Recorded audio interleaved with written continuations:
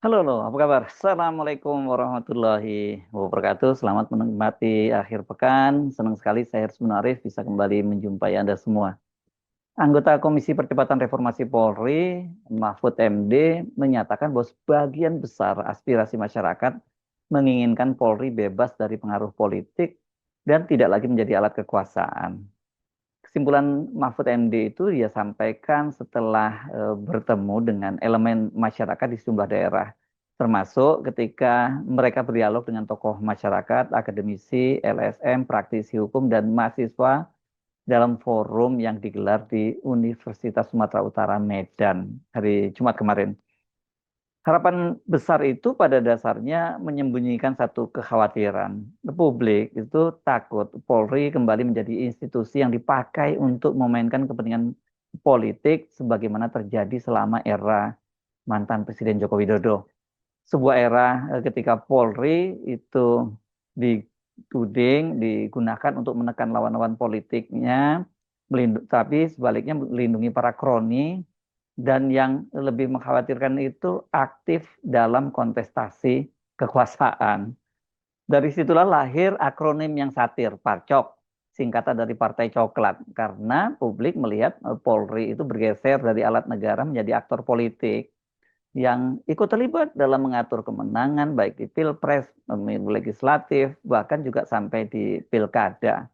Kekhawatiran itu semakin menguat setelah Kapolri Listio Sigit yang notabene anggota komisi dari reformasi itu baru saja menerbitkan Perpol nomor 10 tahun 2025 yang mengatur anggota Polri aktif itu bisa menduduki jabatan sipil di 17 kementerian dan lembaga.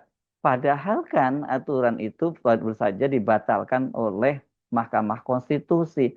Jadi bayangkan kalau kemudian salah satu anggota tim dari reformasi itu sendiri langkah-langkah politiknya seperti itu. Jadi ya wajar kalau publik sebenarnya menyimpan kekhawatiran, bahkan banyak diantaranya sebenarnya sudah skeptis dengan tim reformasi Polri ini.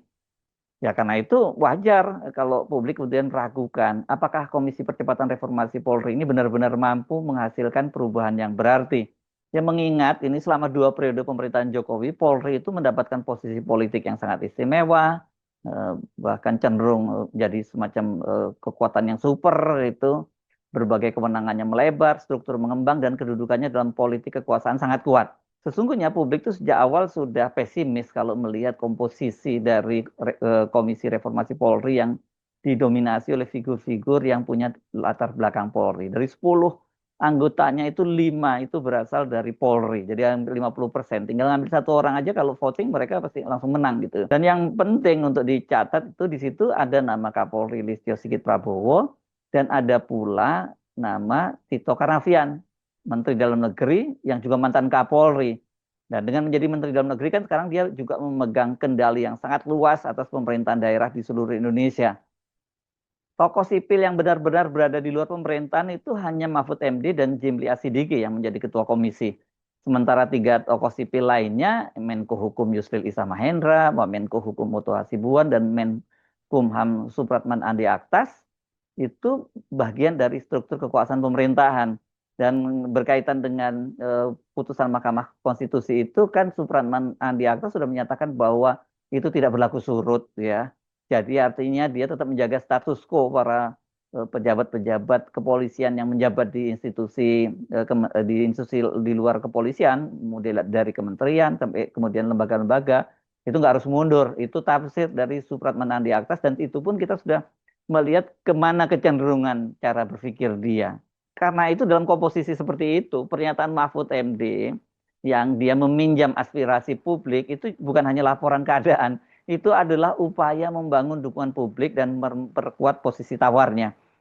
Mahfud MD dan Jimli Asidiki sangat paham bahwa posisi mereka di Komisi Reformasi itu lemah, kendati sekali lagi Jimli adalah sebagai ketuanya.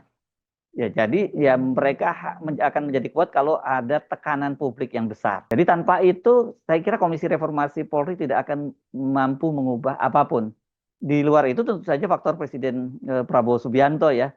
Nah, ini ujian Pak Prabowo saya kira berkaitan dengan Perpol dari Kapolri sekarang ini ya. Perpol nomor 10 tahun 2025 yang memungkinkan para perwira Polri itu menduduki jabatan sipil di 17 kementerian dan lembaga.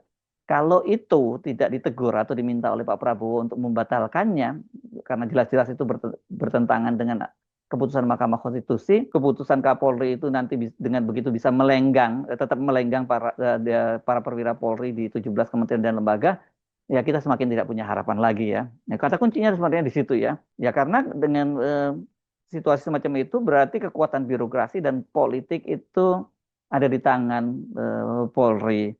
Dan tentu saja di sini juga menunjukkan bagaimana komposisi di komisi itu.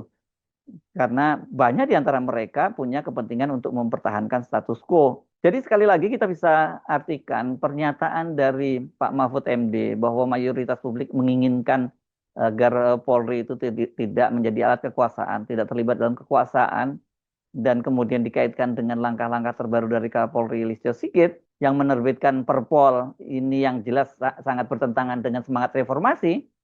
Ya ini bagaimana kita mau punya harapan ya. Karena jelas Perpol nomor 10 tahun 2025 itu adalah sebuah aturan yang memperkuat kembali berbagai privilege Polri, termasuk membuka ruang jabatan sipil bagi anggota kepolisian. Padahal Mahkamah Konstitusi sudah memutuskan bahwa penempatan polisi di jabatan sipil hanya bisa dilakukan berdasarkan perundang-undangan, bukan peraturan Kapolri. Dan di situ tafsir dari undang-undangnya adalah mereka harus memenuhi ketentuan ya, harus pensiun atau mengundurkan diri. Jadi apa yang bisa kita lihat dari peraturan polisi ini, dari tindakan Kapolri yang secara terang-terangan berani melawan putusan MK? Ini jelas sebuah pesan politik bahwa Polri tidak ingin berbagai keistimewaannya dipangkas oleh Komisi Reformasi. Jadi ini semacam deklarasi kekuatan, bukan sekedar tindak administratif. Polri menunjukkan bahwa mereka masih memegang kendali penuh dan tidak akan dia menunggu reformasi yang bisa mengurangi kekuasaan mereka. Nah, ketika kita memahami konteks ini, kita bisa membaca lebih jernih. Mengapa Pak Mahfud MD tampak begitu gencar membangun dukungan politik. Dia keliling ke berbagai daerah, bertemu masyarakat, mahasiswa, akademisi, aktivis, hingga tokoh adat. Semua itu bukan sekedar kerja formal sebagai seorang anggota komisi, tapi adalah bentuk permintaan, dalam tanda permintaan tolong. Sinyal bahwa komisi itu membutuhkan dukungan publik yang masif agar mampu menyeimbangkan kekuatan Polri yang sangat dominan di Komisi Polri, di Komisi Reformasi Polri maksud saya. Karena kalau hanya mengandalkan struktural internal Komisi Reformasi, misalnya posisi Cimli sebagai ketua tim reformasi, itu sangat terbatas. Nah, apalagi kalau Pak Mahfud MD tidak lagi punya jabatan formal dalam pemerintahan, Jimli pun meskipun ketua komisi juga tidak memiliki instrumen kekuasaan untuk memaksa perubahan apapun di lingkungan Polri. Dan tokoh sipil lainnya, Yusril Loto dan juga Supratman Andi Aktas adalah bagian dari pemerintahan yang tentu, ini kalau kita mungkin nggak bisa langsung menuduhnya pro status quo, saya kira tidak mungkin, lebih tepatnya kita menyebutnya mereka tentu tidak ingin membuka konflik frontal dengan Polri. Dengan kata lain, komisi ini hanya kuat jika publik ikut mendorongnya, bahkan menekannya. Tanpa itu rapuh. Yang juga sangat menarik, selain safari dari Pak Mahfud MD, itu adalah pertemuan antara atau ya audiensi dari para purnawirawan itu dengan Ketua Komisi Reformasi Polri, Jimli Asidiki. Dan dalam pertemuan itu banyak diantaranya adalah mantan Kapolri, mereka mengusulkan agar Kapolri sebaiknya dipilih langsung oleh Presiden tanpa persetujuan DPR. Nah, ini juga jadi sangat menarik ya, apalagi kalau kemudian kita menyimak komentar-komentar dari anggota DPR gitu ya. Nah, karena apa? Usulan ini tentu memiliki konteks politik yang dalam. Pada satu sisi, Purnawirawan melihat bahwa proses pemilihan Kapolri melalui DPR selalu diwarnai lobi politik dan berpotensi membuka peluang transaksi. Itu baik transaksinya bisa kekuasaan dan transaksi yang macam-macam, ya gitu.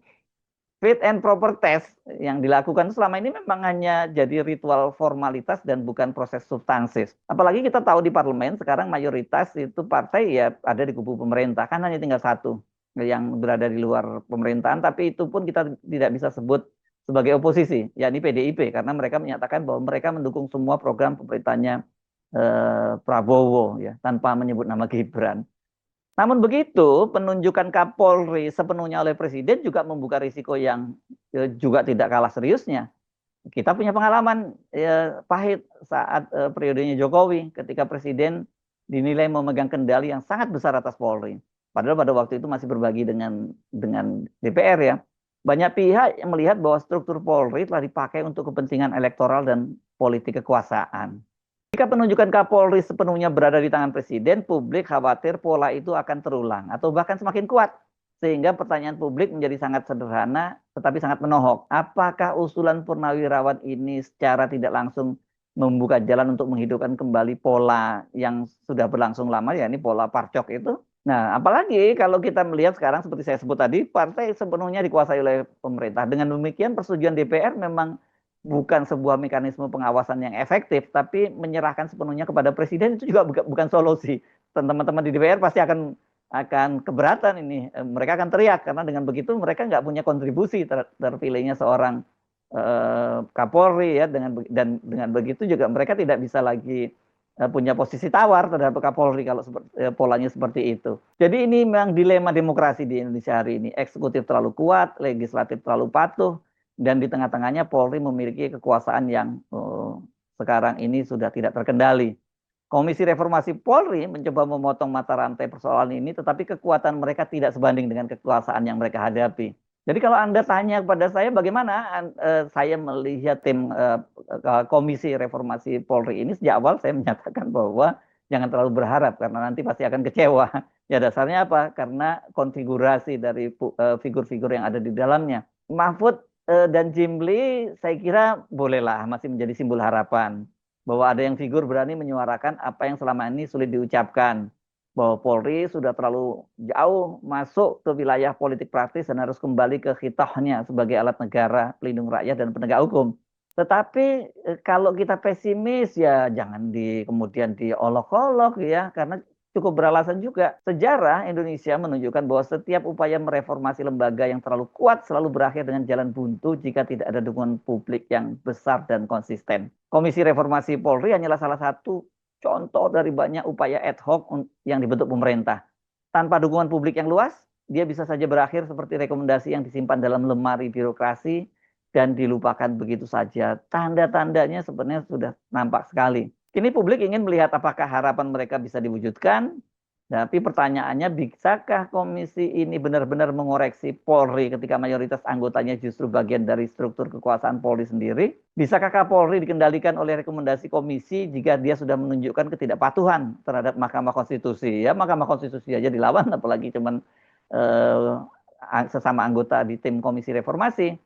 Dan kemudian apakah Presiden mempunyai kemauan politik untuk memotong privilege Polri yang selama 10 tahun terakhir ini menjadi salah satu fondasi kekuasaan dari mantan Presiden Joko Widodo? Inilah pertanyaan-pertanyaan besar yang akan menentukan masa depan reformasi Polri. Pada akhirnya reformasi Polri ini bukan hanya soal merapikan struktur organisasi, ini adalah pertarungan mengenai siapa yang memegang kontrol kekuasaan di Indonesia. Apakah Polri akan kembali menjadi alat negara atau tetap menjadi alat kekuasaan. Dan kita bisa membaca Mahfud MD dan Jimli Asidiki, tapi terutama Mahfud MD saya kira ini pesannya jelas.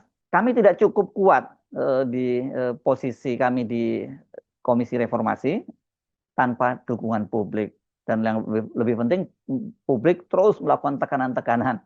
Tanpa itu, saya kira harapan kita terhadap reformasi Polri itu tidak akan terwujud. Saya Harsun Arif, sampai jumpa lagi. Wassalamualaikum warahmatullahi wabarakatuh.